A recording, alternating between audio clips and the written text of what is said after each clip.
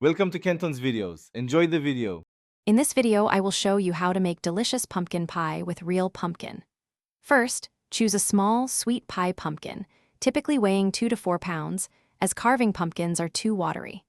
Cut it in half, remove seeds and stringy fibers, then roast the halves face down at 375 degrees Fahrenheit for about 45 to 60 minutes until tender. Once cooled, scoop out the soft flesh and puree it until perfectly smooth. Now, let's create that rich, creamy filling. In a large bowl, whisk together 1½ cups of your homemade pumpkin puree with 3 large eggs. Then, incorporate 1 cup of heavy cream and ½ cup of milk for a wonderfully smooth texture. Next, add 3/4 of a cup of packed brown sugar and 1/3 of a cup of granulated sugar. Finally, stir in 2 teaspoons of pumpkin pie spice and ½ a teaspoon of salt. Mix until well combined and fragrant. With your filling ready, it's time to assemble and bake.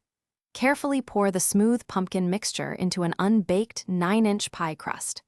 Place the pie on a baking sheet and bake it in a preheated oven at 425 degrees Fahrenheit for the initial 15 minutes.